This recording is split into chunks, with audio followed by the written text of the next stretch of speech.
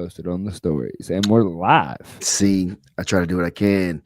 We live 10:18 a.m., 11 a.m. We out here I mean, it's 3 p.m. somewhere, right? allegedly. You segment the earth into 24 different spots is something, I don't know, whatever we talked about last time. It was cool. It's no. But look at you out here today. Like it's I'm the still in overdose mode, man. I was out here on the beach hanging out with the homies, that's doing Tent crazy. Planet stuffs, slaps, saw all kinds of extraordinary jujitsu, and yeah, it was a fun weekend. When did that start? Like what day was the Thursday start was when day? everybody showed up, Okay. and then Friday was when there was the combat jujitsu No, Thursday. Oh, I'm sorry, I was wrong. This is how out of shape with time I was. That was all week last week, basically. Everybody showed up on Wednesday, Mhm. and then combat jujitsu Mexico was Thursday night, and then Medusa was Friday night, and then EBI was Saturday night, and then combat jujitsu Worlds was Sunday night.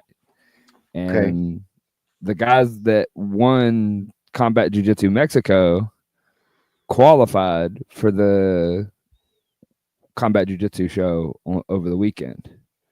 So it was a very full weekend, I tell you, sir. Did you watch any of it? I watched most of it. Most of the shows. Yeah, Yeah, yeah, yeah, most of them. yeah, I yeah, don't say caught everything of all of them. Because again, it's a lot. Just like being at the PGF that week yeah. or whatever. It's a hard ass to get 40 hours of screen time in to watch jujitsu. To the biggest fans. So that's generally, I guess, the idea of having it in location, everybody there. You kind of you know immerse yourself in it, so that way Yeah. there's no way out. It's a lot easier that way. Even then, you miss stuff. I mean, we know that from Oh, being like directly the people that are making the show at PGF. People are like, "Did you see that happened with Athari?" And you're like, "I didn't even know that happened." mm-mm. Yeah, it's like that. But let's give a quick like rundown. I guess shout out to the people who Yeah, won every one of the yeah, brackets. So, yeah, yeah, so we have for the CJJ Mexico was Mal Rios, yeah, correct? Okay, and then yeah, Carlos Calvo, yeah, and then for Medusa, Valerie Wong yeah, and Aislinn O'Connor. yeah. For EBI was Alan Sanchez. Shout out to the homie. And CJJ was Matt Mash, who I had never really heard of. I guess I missed him in the last one, even though somebody made it I to saw the him. final. I saw him in Mexico City and saw the same thing. We had this conversation about him like diving off into the combat jujitsu of that, like with Matt. He's that example of the young cat that's pretty good that does not care about your jujitsu, does not care how pretty it is, does not care how good you are, does not care. He's going to solve that problem with violence. And he's going to pour the violence on you at a pace that you have to match him to some extent. I think the one of the first, not first, but one of the more other recent ones was who's the kid that won the 180 or in the 185? Oliveira, is that correct? Yeah, Oliveira. He was Mhm. another example of that like he's really good, Yeah. but his jujitsu is not necessarily what you would call like what most people go world class jujitsu. But he can take a world class jujitsu guy and throw him into the stands and Just just out violence you. And I feel like that's what we saw Matt do. I don't know. Did you see those final matches on Sunday? yeah, and he definitely had a different, style in the way of it. Seemed like maybe he was the first guy that was a fighter that Mm-hmm. may have won one of these CJJ tournaments. That it wasn't a jujitsu guy Yeah. that won. Like he can grapple, but it seemed like he was using the tactics of more of what we would do when we were fighting, Yeah. like for MMA, not committing to anything, but also being very meaningful with any connections that he was making when they happened. meaning that was with his strikes typically, and not maintaining the same kind of connections I think everybody else does. Yeah. It's interesting. It's interesting, and it's something that we've talked about in a way a lot. Is like if you know what you're doing, you can really strike a lot uh, without giving up too much, or if you have that movement, you don't really ever get caught. And if a guy's not able to put you down and keep you down, then what? Yeah. How are they going to beat you if they can't do that? And I think a lot of people in jiu-jitsu are very, we're just comfortable, just like, all right, let's just be on the ground, you know, Yeah. and not that you even want to get up all the time, but like you need to force the issue to make it like You have to occupy their happen. hands. Yeah, you got to make them do something, or Yeah. they're gonna If they're not using their hands, they're gonna hit you with them. they're gonna mash you. Yeah. You like that? Yeah. The mash. That's the one thing I saw. I saw Matt use that I haven't seen as much of in combat jiu-jitsu that I wish I saw more of. Is that like jiu-jitsu guys are really comfortable with that inside space where their face is up underneath everything. And twice he did it to two that I saw and caught on camera, but multiple times I saw him throw the uppercut. Where like guys were trying to like get up and they were like based out with their hands real wide and their face is literally just under their stomach, and he just went whop up underneath, and I was like, ooh, that's a good strike that doesn't get used very much, because I love that like dirty boxing in MMA when we're like grappling and you're like sitting there. Yeah, you can really mess somebody up when they're trying to get up like that. Talking about that Dan Henderson. Yeah, just up underneath. Fedor. Yeah. No, that's it. Like, and that's a thing, and depending on where you are in space, that's when the openings happen, right? The same way that we talk about the openings for passing pressure or for this or for that happens, in certain spots. Like if you know how to strike, it opens it up there as well, even bigger sometimes. And true enough, if you look to strike and you are giving away certain parts of your base and da da da da. But if a guy's not double-edged sword, everything always is. But I think the trade-off is much heavier when you start really delivering strikes in a meaningful way, and even to the point of where, maybe not legal or illegal, or whatever. But Christos, in his match, he ended up being able to win, but I feel like he was probably more hurt from the strikes a little bit, to where it wasn't smart to continue on.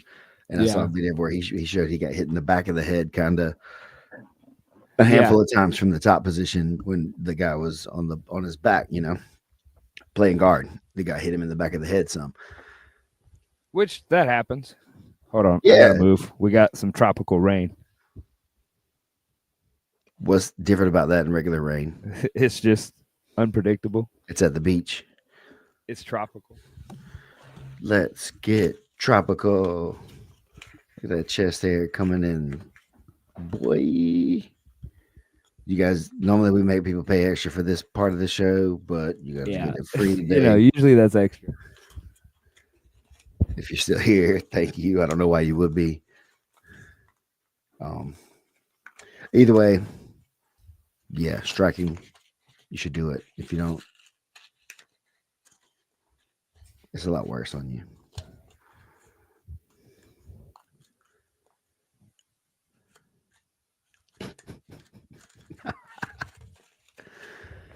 My boy got to check his weather radar from now on. You're blurry now. I mean, the weather radar doesn't really like work when it's this unpredictable. You know what I mean? Yeah, similar. You just walk out, look upstairs, look upstairs. You look up at the sky and you go, seems cloudy. And then it may or may not rain. It's a lot like the South, to be honest. The weather patterns seem a lot like home. It's not that far away. Not really. Like how far in? When you're not inland at all, obviously. But we were literally just on the beach. Look, I'm new here. Okay, it's my first time. Work here. It's my first Like time. Okay, so we were talking about punching we were people, talking hitting about people. strikes and meaningful, and I had a question about that before I started getting rained on. Was that like we say that a lot? What does meaningful strikes mean? Because people see slaps like you can slap somebody, hit them with your fingers, and like it really didn't even change the game for you at all. It didn't really like register for the person that got slapped. It's just like, oh. And then there's the one that's like the solid thud that makes them. I mean, are we literally saying like meaningful strikes, meaning brain damage? Like you put damage on. That's That's what meaningful means. that's the game. Yeah. It's the hurt game. It's much more than the gentle art. It's not jujitsu the way that we've been marketed in the last several years here. Um, it's a different thing. It's closer to jujitsu back in the day, which is the point. There's still holes in some of that stuff too, but you can't do it right because it just basically be Valtudo, and But and then you're just in a no ball NHB, right? that's to say, yeah, that would be all. That'd be the That's, I mean, really we have other. done that.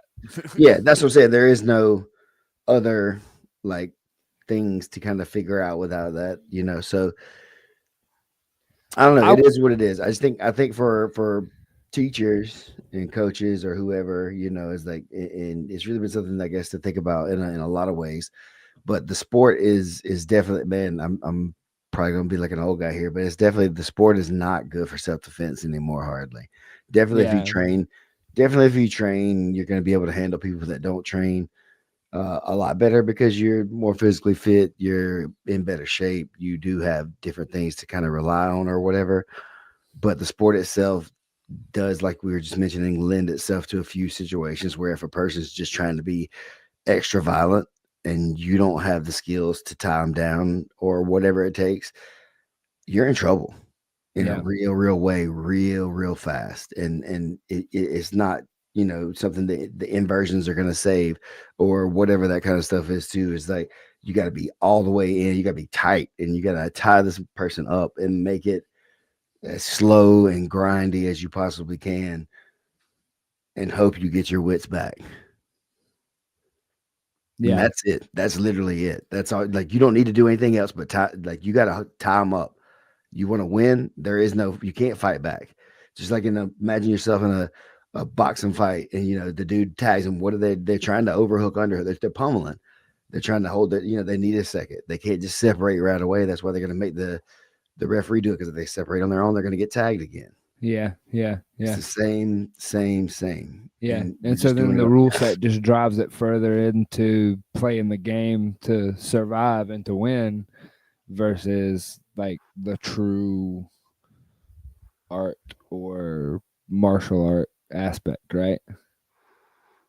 Yeah, I guess that's I don't know. Like, the rules always, determine what the style should be. I guess in a lot of ways. Yeah. Um, I think I've had this thought before is that there's that the almost meme like thing in our culture that we put our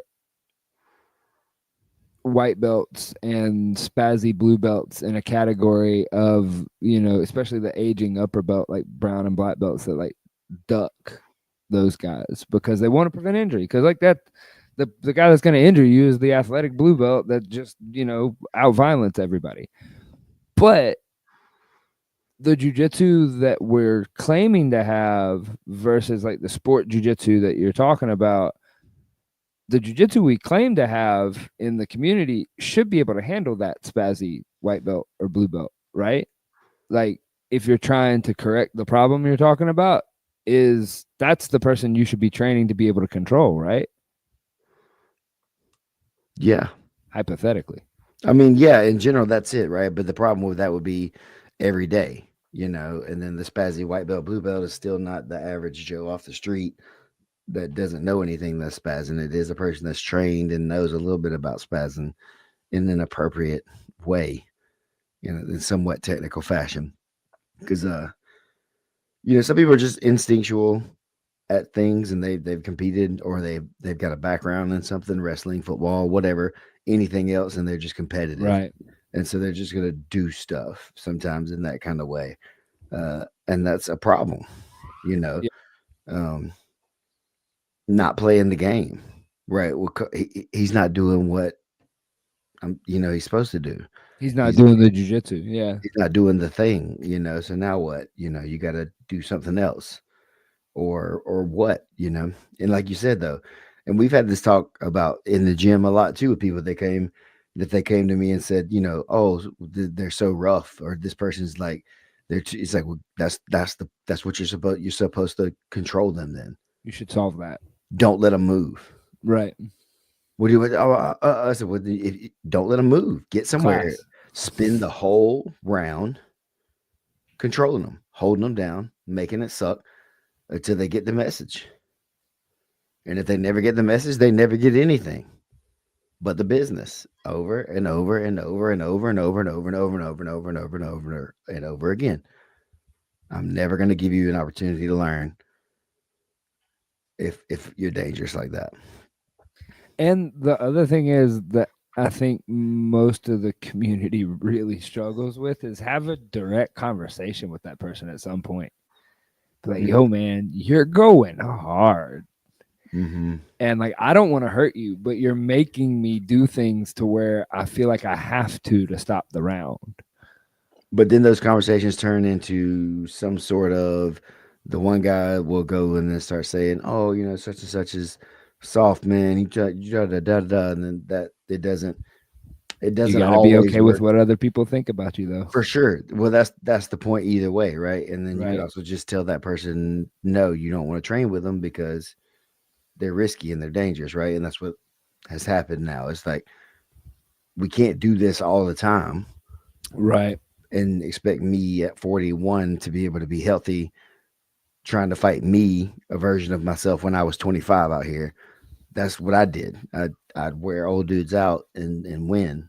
However, and so yeah, I'm good with that. If a guy comes and gets whatever, cool, good day. But I'm not up for that every day anymore. Yeah. I can't do that 3 or 4 days a week anymore for this guy. Yeah. You know what I'm saying? So like, I'm down because to try. there's a part of it that cost you something to control them like that, right? Hell yeah, a lot. Like it, yeah, like yeah. That's the thing you got to be understanding too. Is like, you got to be willing to hurt yourself sometimes to win this shit. Like it's you got to pay the cost to be the boss, and sometimes it takes what it takes, man. Yeah. And yeah, there's a reason some of the people look the way they look, and there's a reason some of the people's bodies are the way they are when you get to the finish line, so to say, or whatever the finish line is. I've had a conversation a couple times recently about the Meow Brothers, and it's like, have you ever seen them walk? Like, they've never tapped to a leg lock. I can tell. And so it is what it is, right? Yeah. And my neck's really jacked up now, and my back's really jacked up now because I was very tough, and I got lots of concussions from fights because I was really tough and was able to win and stay in there, and several stitches and cuts all over my face and stuff because I was tough and willing to take it. And then I was able to win sometimes. Sometimes I didn't win, but I was willing to, and I think that's the thing that's missing maybe in a lot of the average jiu-jitsu player that you'll run into is like, I think it's just the willingness may not be there if shit gets deep in that way, because it's a sport still, and it's a different kind of sport. So I don't know, and maybe I'm being hard about stuff that doesn't even really matter in a way mentally, but it's just seeing everything like squashed together, and then being a teacher and having students who are only interested in protecting their family and being healthier or whatever it is. They're not really worried about coming to class and fighting, the blue belts and whatever every day right now. They just want to learn how to defend themselves against those guys. How long does that take before you need to expose yourself to that?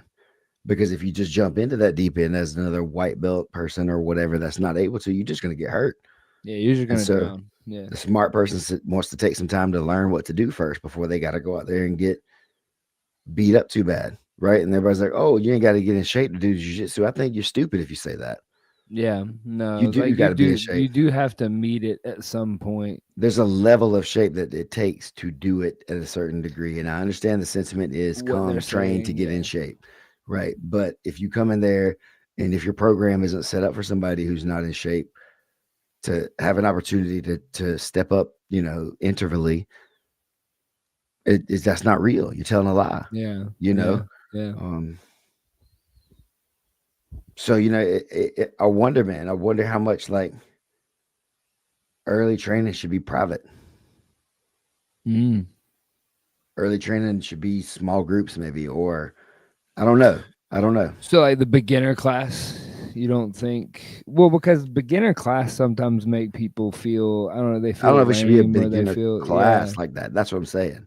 yeah, okay. I don't know that. I don't know. I don't know what the right answer to it is because I see what you're saying though, there's because a I mean, there's a people, wide variety yeah, of that's new jujitsu players. starting points where like Yep. you look at somebody and you're like, oof, they're like, what should I do? And I'm like, you should probably spend 6 months being able to like get up off the floor. That was me.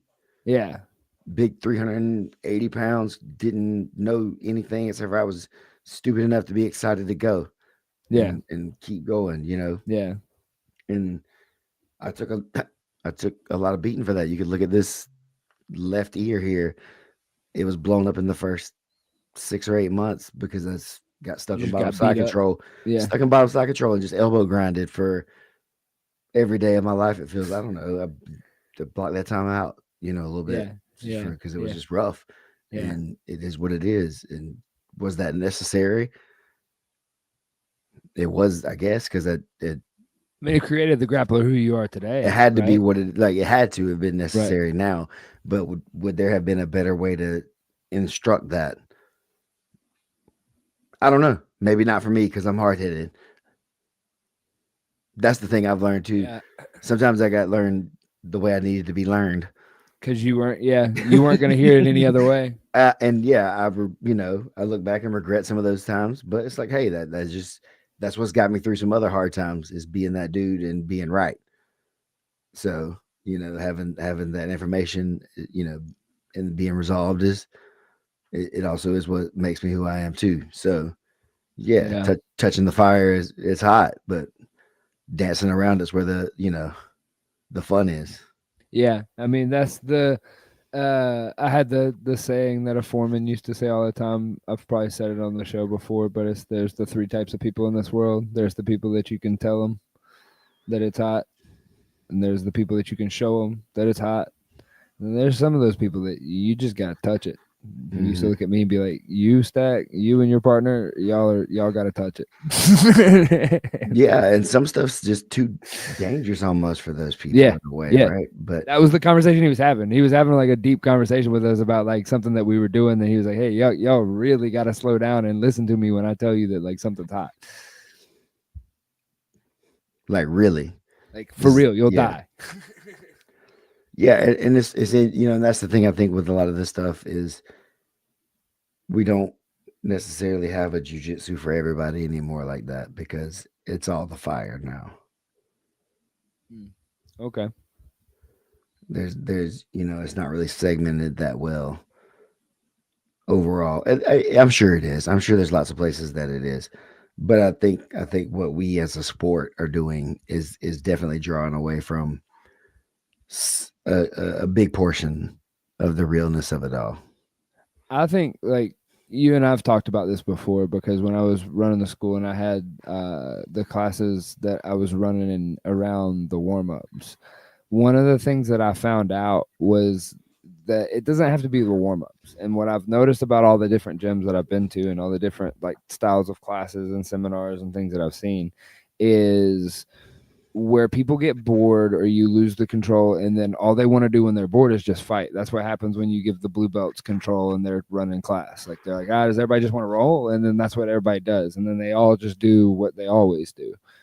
If they have a flow, and I've heard people say this a couple of times and it kind of turns some people off, but I like this idea is that like the warm-ups are like a kata, but it's a kata that you can do with somebody else, which is what the original katas were supposed to be. It was kind of like a dance to work out all the different things that we're supposed to do.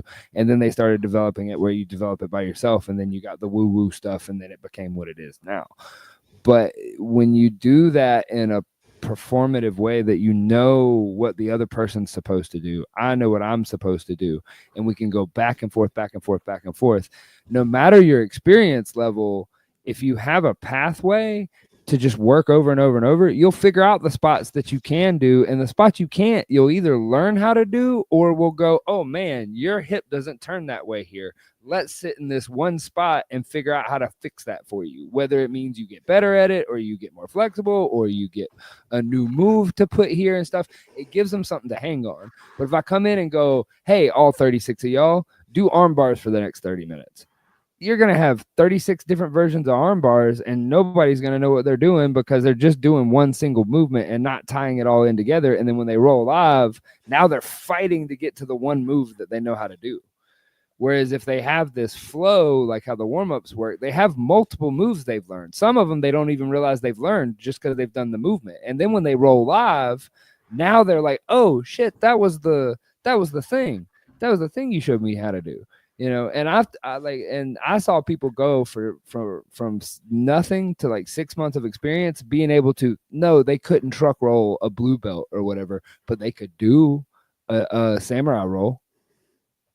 And, you know, you're talking about somebody who was probably like 240, 250 pounds, never really done much since high school. And then like, oh, look, now I know how to do this little thing. And then he understands guard. He understands all the different like little pieces of it, but he's starting to learn how to put it together. And then over the time, they have that like pathway that they don't get injured trying to get to the one thing they know. And that's just a little piece of philosophy that I picked up on it. That's interesting, and I don't know that it's incorrect in any way. That's it's like it's just like that's what's hard is that there is no definite solution. No, there is no right or wrong, white or black like solution to any of this. So have you looked into or heard much about? I'm sure you probably heard the term for sure by now, but like the ecological or the constraints led approach of stuff. I've seen some of that. I haven't done much research on it, but I've heard people reference it and like talk about it. Well, I had heard it, you know, I guess a little while ago, recently or whatever, and kind of looked at it a little and didn't really get it, for whatever the reason, just wasn't like clicking and stuff. And then Richard Schonecker and Tifton at Thrive, he really went deep and like started really getting into it and like, or at least reading and studying a lot about it. And so like he told me a few things and I got to watch him teach a little bit. And I really thought that was interesting. And then I started really like looking into it more myself. I think it's a good way in some ways to help with both of these kinds of issues. I think that we said too, because there's, for all the stuff, there's certain things that kind of need to happen to make it work, right? There's like certain ingredients or whatever that make everything work. And it just kind of depends on the positions of your body, right? And you can call it guard or mount or side control or whatever you want to call them, right? But each guard serves a certain purpose within a greater purpose of guard, but they're still just serving the same purpose no matter what the guard is, right? Which is what, maintaining distance, keeping somebody off of you, you know, different things like that, manipulating their base balance, weight, you know, stuff like that. And then, you know, for the top guy getting into the dominant positions, why are they dominant? It's because you've gotten past the layers of whatever are defending. You know, if you pass his legs, you're past 50% of his defenses. Yeah, sort of. Yeah, if you're in under the elbows and above, you know, that's another percentage of control that you have. Yeah, and so then, like, what do you need to stand up, or what do you need to be doing to make space if I'm all the way in on you? You know, you got to push something. You got to base on something. And then there's things that you don't want to do too, like Like I don't in want to certain turn. situations, Yeah, right? yeah. Yeah, in certain I don't want situations, to. Yeah. right? And so then that's where when you say like the blue belt thing of like where we just open up, well, let's just do live rolls. Well, as soon as the guy starts to turn and he rolls to stand up or whatever, the other guy's jumping on his back, twisting his face and neck so hard, and he's just tapping, and his mouth's bleeding, and it's like, damn, okay, that was I don't know what to do now, So they just kind of shell up a lot.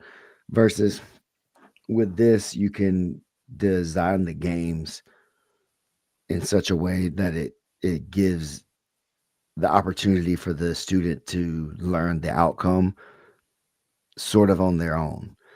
Like, for instance, like we've been kind of doing different things with like getting people down to like the penalty position and then starting various ways with your hands locked or unlocked or oriented with your head forward or your head facing towards their feet. Uh, I'll let you choose as the top player any 2-on-1 that you want with an arm, your arms on any arm or your legs on any leg kind of situation. And your job is to put them on their back. And then their job is to not get put on their back. That's it. Not stand up, not wrestle back or whatever it is that you just avoid them and then the other guy gets a chance to try things to roll them over, and they're just trying to not get rolled over. So then you can just play with a bunch of different grips, and the other guy doesn't have to worry about the other dude immediately jumping up, punching him in the mouth, and ripping his face off. But he's just practicing tipping you over, and so or he's just practicing in guard, making you touch the floor with your hands and not letting you get your hands back off the, or getting his butterfly guard in from anywhere, and all you're doing is stopping him from getting his butterfly guard in. And then making them play the next game with something that shows. It's just zooming in the positional stuff even further. Yes, but in understanding what the positional sparring people think is even because even that is like really open. And that's the hard part. Is not to just revert back to like live drills or positional sparring stuff or whatever. It's like accomplish the goal and that's it. Yeah, it's just the task based, right? What is the Don't task? do jujitsu. Just do the one thing that I asked you to do using the jujitsu. So, how hard would it be? Do you think if somebody had their hands locked around your body and they're behind you, and your job was to try to just strip their grips and get away? Am I allowed to wrestle? Meaning what? Am I allowed to base out and yeah. You could do stuff. Yeah, you could do whatever you were looking to do. Yeah. But their job is to just try to grab a single leg or something like that to lock their hands below your butt on the leg before you got away. How hard do you think it would be for you to prevent them from doing it? Or do you think it would be really easy to grab the single leg? I feel like it'd be a fun exchange. I feel like it depends on how hard that initial battle is to get under their hands at my waist is, honestly. And right. How quick, yeah. And so how quick they can address the next thing. And so then what's the next thing? They're either gonna like drag me down to my hip, or how are they gonna drag you down if they can't? If you're fighting the hands, you mean they can drag you down? You're saying that's it. Yeah, I'm saying if they keep their hands locked, they're gonna be trying to drag me to my hip before I can get my base established the other way. Okay, and then when they drag you down though to grab you the correct way, what do they got to do? What's the end goal? What's the task? For them, it's to grab, lock their hands below your butt now on a single leg. I guess I don't quite understand when it's over then, because as soon as I can lock my hands below your leg, below your waist on a single leg, and you started off like in a standing, in a waist, standing, whatever grip behind lock. you, and then you can put your hands on my hands, and you're trying to strip grips, and I just got to switch from there. Oh, and all they got to do is get that single leg. I think I could keep them off pretty well if I'm starting standing. I was thinking we were like starting like from behind, and like I was like on the floor already. Yeah. All fours they would have an easier job because it'd be hard. Because your hands are already on the floor. Yeah. So like if they put my hands on the floor, it's gonna make it like occupy my hands. You see what I'm saying though? Yeah. What way? So and then if everybody wants to hand fight the way that we're supposed to, right? I put my hands on your hands and push down, and I base really heavy into one leg. Yeah. And so the first couple of rounds, everybody got caught. Yeah. And then after the first round, they were all just like, "Oh crap, hold on." And so they started. Some people did this. Some people did that. The underhook's more important, probably. What's more important than holding on to the hands or get it? Yeah, what is more important right there is like if you're already holding both hands when they separate their hands, you should be able to keep them apart. Yeah, and then there's your hand fight where you see like they're in that mercy game and you can turn around. Yeah. But you just let them come up with solutions to those problems. That's interesting because it's just such a simple thing that I've caught on to recently, but it's like and I caught on to it a long time ago. It's just recently come back around. But it's that burrito grip on any position you're in, but when you're like playing that guard, how you can. We were talking about with strikes because we were having this conversation with some of the folks that were doing combat jiu-jitsu this past weekend. That like as they're coming to strike you, if I can grab that front hand and pull that front hand across your body, well, you can't hit me with that far hand now because both of them are on the ground, and there's my chance to wrestle up. There's my chance to run to your back and all that. And like you said, putting the hands on the floor, occupying their hands is probably one of the biggest like meta things I feel I've. So then in games, then if you were making games, you think that is one of the most important things. So you would make a lot of games that would have them to put their hands on the ground because you think that's very important. You wouldn't tell them exactly what to do to make people do that all the time. You would just put them in situations where they could do that a lot and see how they could be successful. And then it just starts working. Bop, bop, bop, bop, bop, from every position. You can, if their hands are here on the floor, you can upa. If their hands are here on the floor, you can kimura. If their hands are here on the floor, you can omoplata. If their hands are here on the floor, you could arm clamp. If their hands are here on the floor, you could knee them in the face. Like, there's just infinite number of things that could happen depending on the situation when their hands are on the floor. Yeah. Allowing people's hands, I guess that is, I haven't even really thought about that, but because I came up in such an MMA base that it doesn't really cross my mind. But when I watch jiu-jitsu guys that are pure jiu-jitsu guys roll, especially when they get strikes added into it, it turns into they're way too comfortable with these guys having their hands free. You know, I mean, you watch it in MMA, even in the striking and in the like dirty boxing moments, like when they're standing up and doing what would normally be a wrestling exchange, they're grabbing wrist and they're grabbing, and it's, they use that as leverage and they use that in the wrestling because that's what you have as your grip, but they're really grabbing it. And that's why they talk Gracie 101, when you stepped in with the little arm block thing, you grab their arm. After you block it, you grab it. Because you want to control the thing. Oh God, the overhook. Now you just talk about the overhook when we're playing that butterfly guard. If I'm playing butterfly guard and trying to play underhook and stuff like that, the guy can posture back and still hit me. If I'm playing overhook, I can pull him down and he ran you down. Yep, he ran you down. Oh my God. If it makes sense, it makes sense, right? So one of the favorite games that I've been doing is trying to get them to either you're in your guard, starting in various guards, and then the top guy, your job is to just get both of your hands. Thinking about this from you the other day, honestly, made me think about it a lot. Put both of your hands on their face. Yeah. And like get like not like behind their head for can openers, and essentially like what would be like if somebody's trying to two hands choke you, non-consensual choke you, then this would be a thing to do. And so what happens every time somebody's base or their arms get really narrow and they're in your guard, the more aggressive they are trying to go for your face with both hands. So then they stop going with both hands when they realize how hard that is to do anything. So then they start trying to go with one. Yeah. And that's basically like trying to punch. Yeah. But they're just trying to touch their face. And so you're learning that range and different things like that without, every time your face is touched, you're hit. Okay, I see what you're saying. Yeah. That's like my MMA coach coming up. Like we beat each other up a lot, so like we weren't the most responsible in sparring.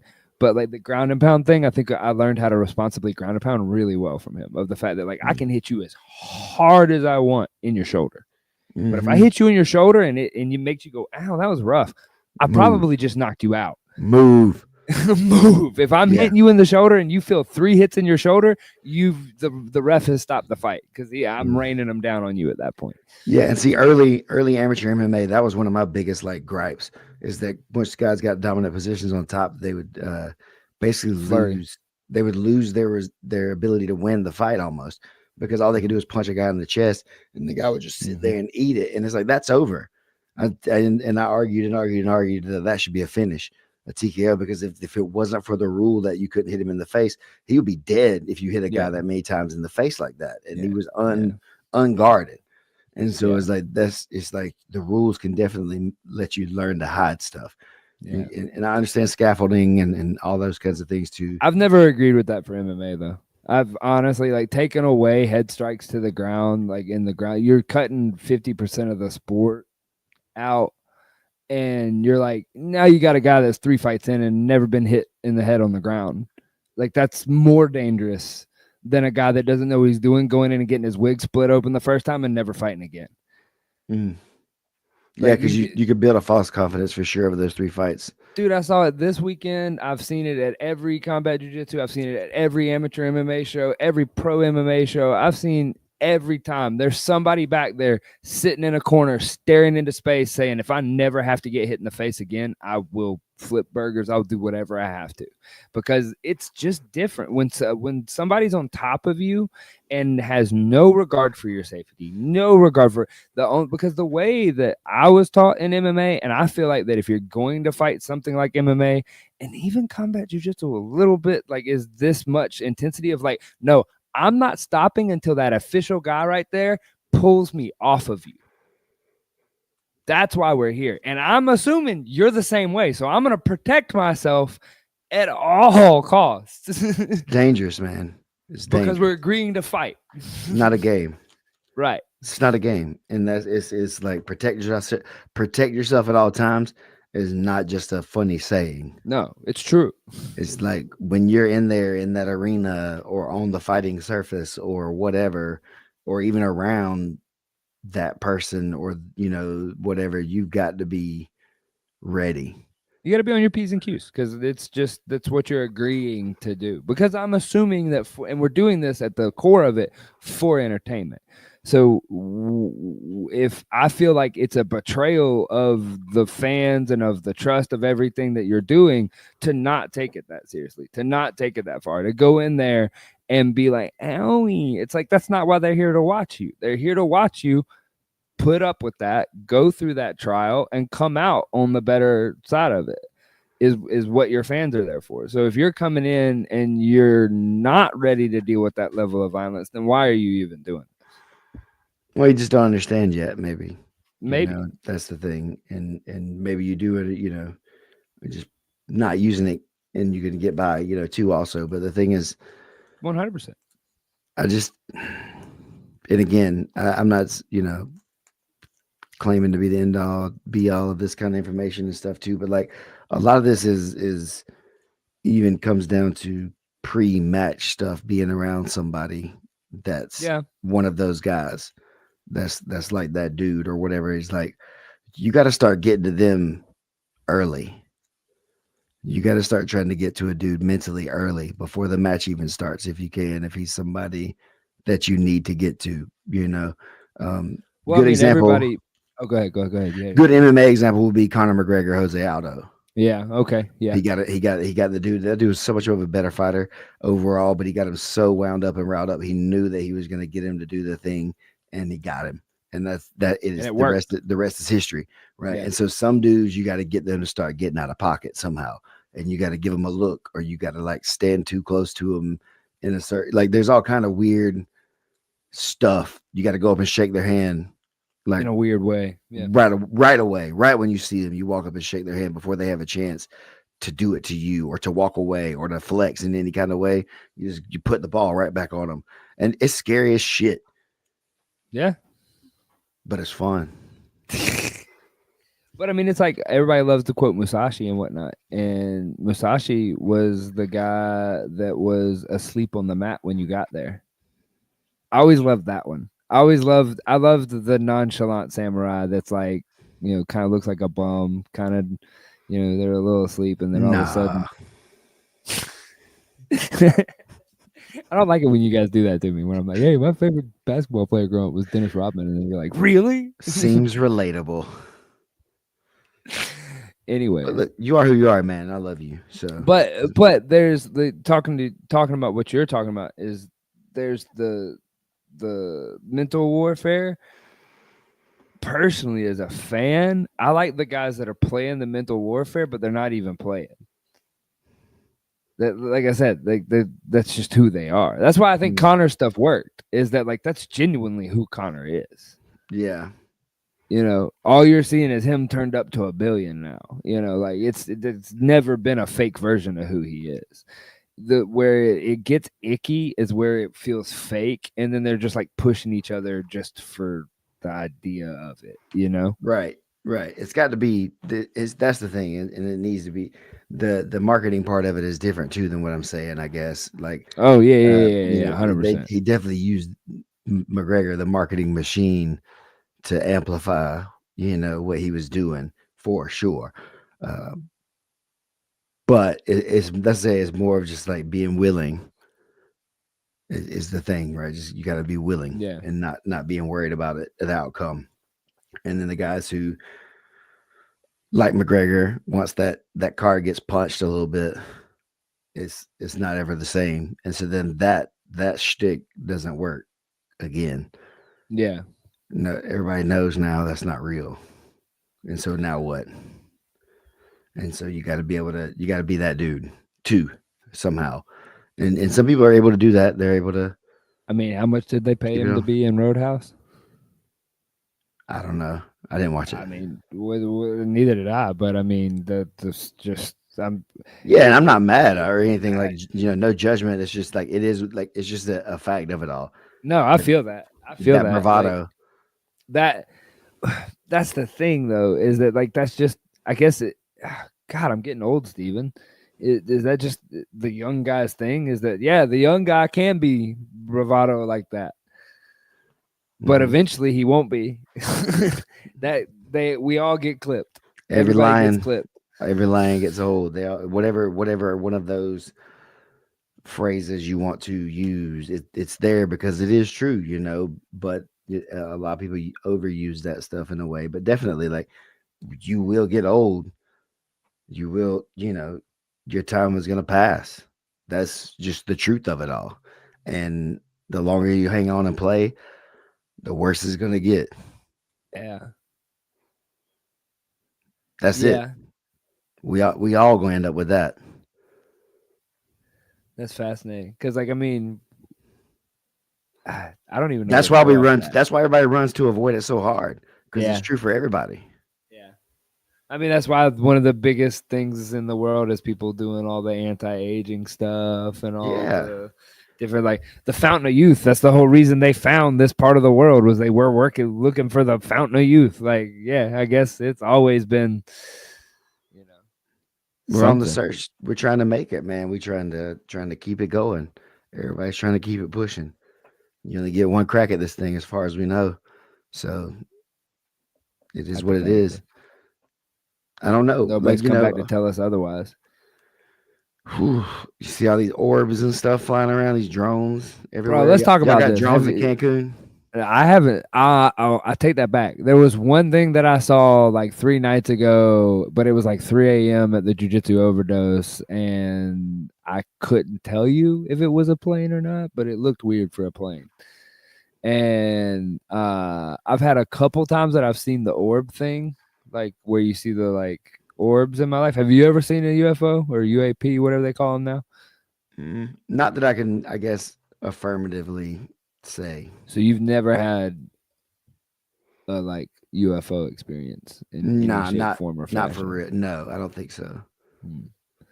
Okay. Well, I know that I'm completely outside the news cycle, and so I occasionally see a meme about drones in New Jersey. Like, what do you know what's going on? Apparently, nobody does. That's the thing. They're not. That's They're cool. allegedly they're not American. They're not ours or something. But our government's not shooting them down or whatever. So they got to be ours, perhaps, or somebody we know. Somebody we're cool with. At least I think. you know, because I don't know. That's I the mean, thing they're is not like blowing anything up. they're scanning a bunch of stuff, so maybe that's the thing is what people say is that they're just going through and mapping stuff, or somebody said they're looking for a lost uh,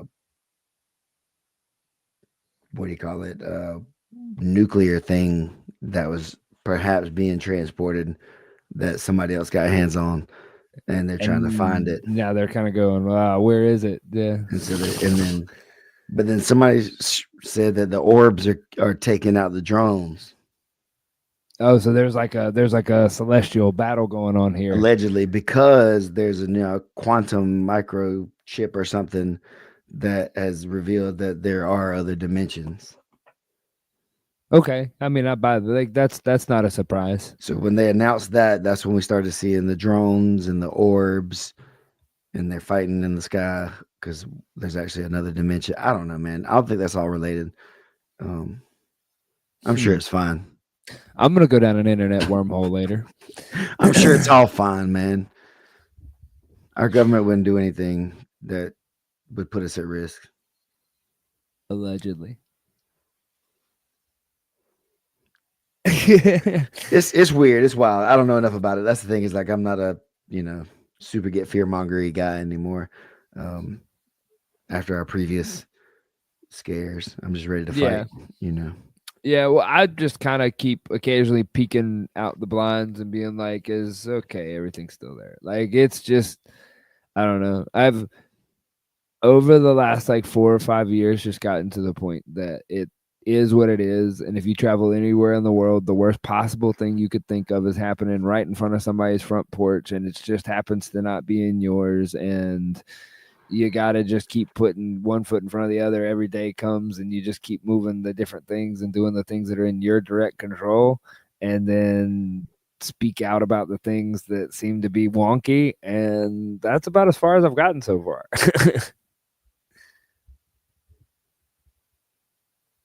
Shut up, Wallow. In our foods. Hey, Wallow, I'm telling you, just like he's not wrong. I will sit there sometimes and take some of the like food and like look at the ingredients in say like just peanut butter. Like Mm, the I the love peanut American butter. bro, the American Jeff peanut butter, the ingredients list from the States is like this long.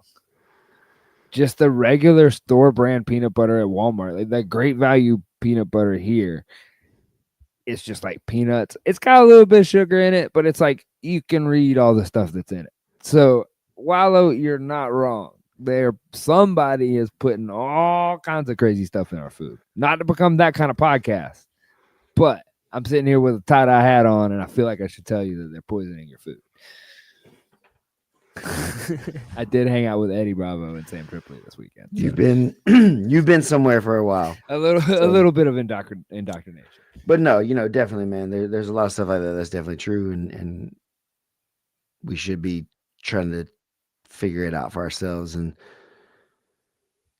I would like to figure out we're looking to actively try to find some space to have some land to be able to do our own thing a little bit in that way, man. It's been something that we wanted for a while, but I think like that's smart. a lot of the stuff is definitely kind of pushing it a little faster, I think, towards Yeah. that goal, man. Because I don't know, man. I just want to be able to be taken care of, and I want to be able to do it, and then teach the kids, what they could, how to be able to take care of themselves because it's just gonna be crazier by the time they're this age or whatever it is. Can't imagine this stuff that's going on.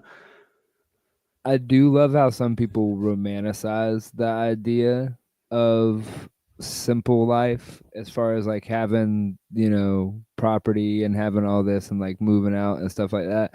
And it's more about like what you're saying, the independence and the like thing. But where you are, there's so much like land and there's so much like area that you could be in.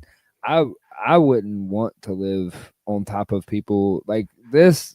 Like I live in an apartment now. I don't mind it because of the location, Hmm. but I'm the same way of just a little bit of space to where you can kind of do what you want.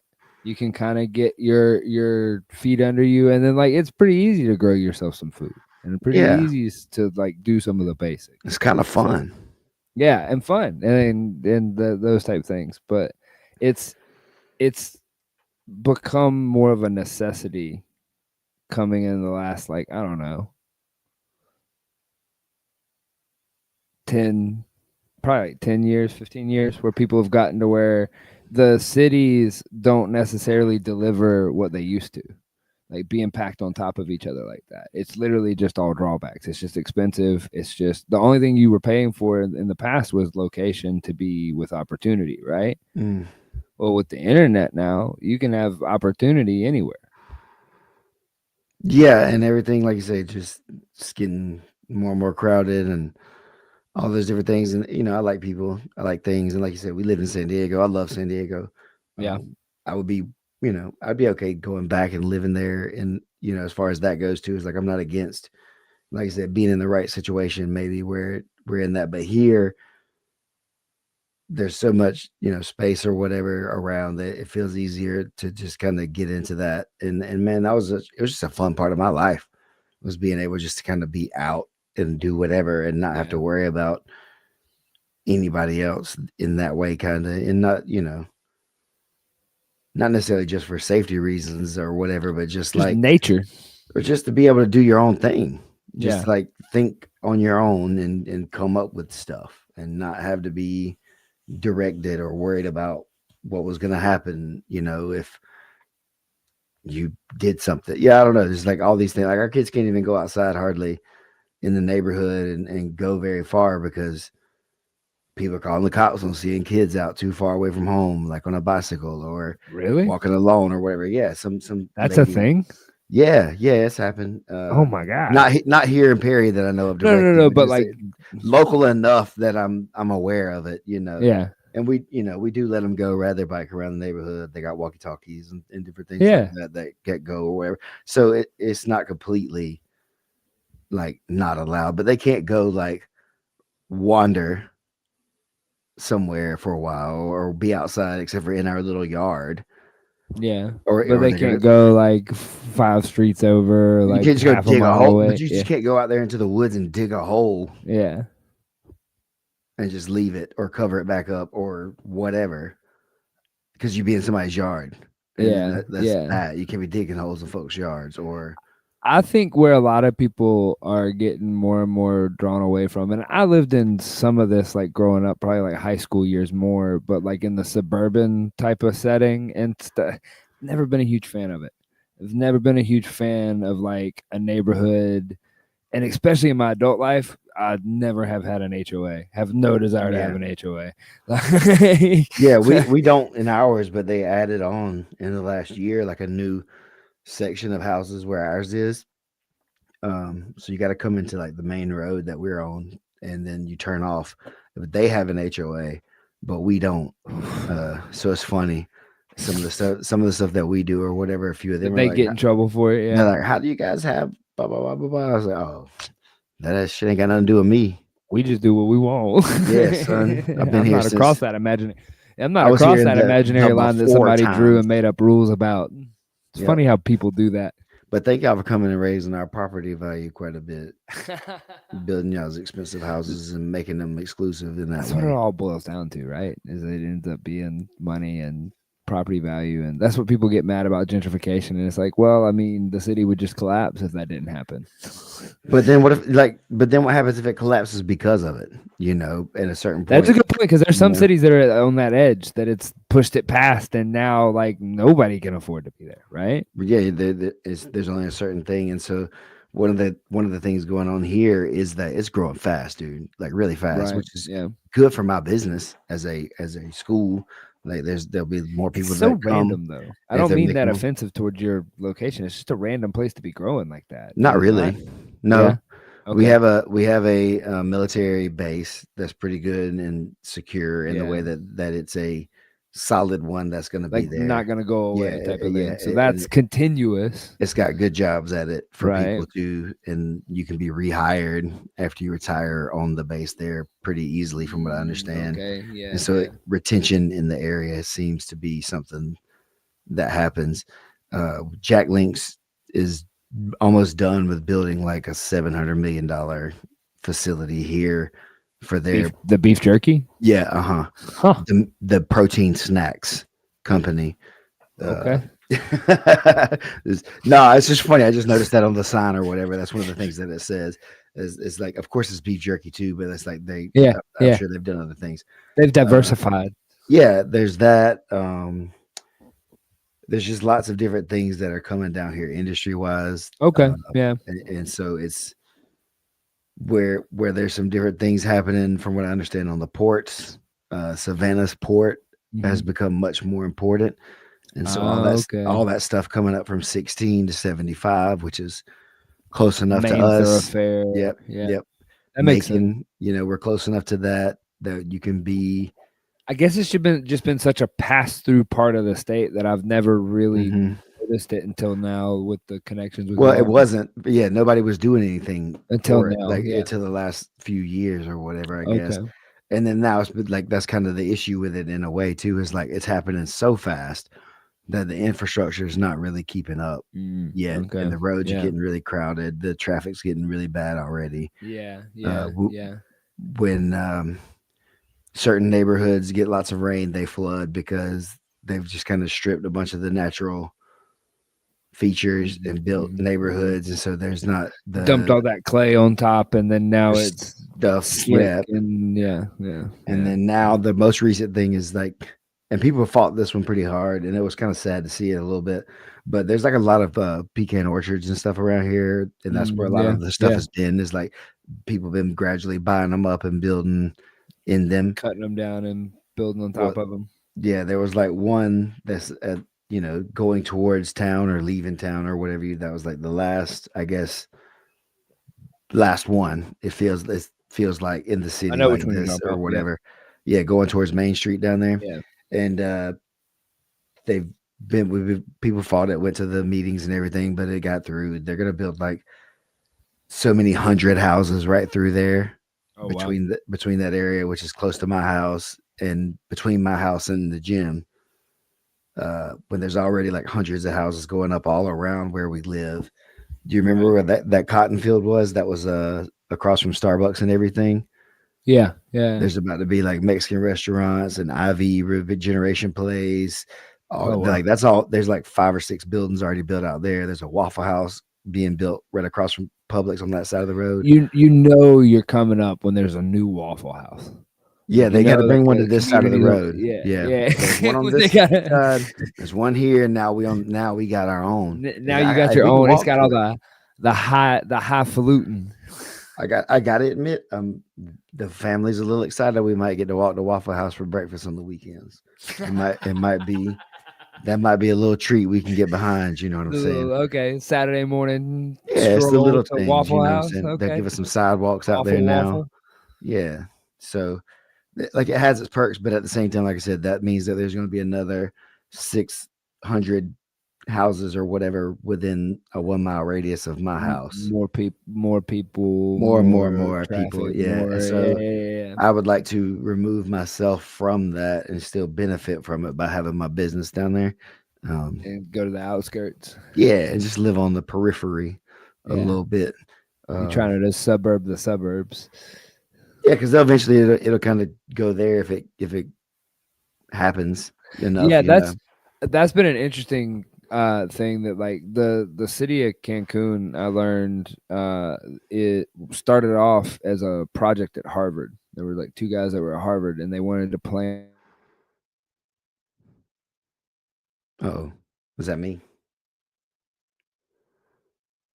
I don't know what's happening to everybody. If it's me frozen or if it's Isaac frozen. We're both gone. Uh Nope, oh, there you we're still are. here. I'm Okay, back. you're It's there. because I forgot a very simple word. What word? Tourism. They were trying to build Tourism. the perfect touristic city, and they were basing it off of all the different European cities. And so, if you come here, there's tons of roundabouts, and that's where it started. Is that they were going around and they like started in the center, and then they were like connecting everything. And then somebody along the way, and this was like in the 60s or 70s, like because this like Cancun's not that old as a city. And when somewhere along the way somebody was like, do you know how much money we could make if we just made this all a bunch of squares? And they were like, huh. And that's what they did. And they just threw the whole plan out the window, and they made a bunch of squares, and they sold it all this each square to the highest bidder. And it's just interesting how city planning. I've been like looking into a bunch of that because I'm working with a guy on a project that kind of is around that idea, and it's just Grids. the idea is thinking about the fact that like people just like throw those plans out the window, and what would have happened if they had gone through with the full plan of like what would you have had like functionality wise and things like that. It's just an interesting like concept I've been going down. But We're getting some roundabouts out here too. That's interesting. Like the South wasn't a big roundabout place. It felt like growing up, but now I see them all over the place. Yeah. And I like them. I'm not against them. It's just an interesting thing. I like roundabouts. They seem to fix traffic a lot of times, but then also they provide immense entertainment of people that don't understand how to use roundabouts. And you come through and they're just like the cars like in the middle, and you're like, how did y'all ever even look up? Goodness. Yeah, and that's everything, right? People, people are people. People go on people. People don't pay attention. Only to what they want to.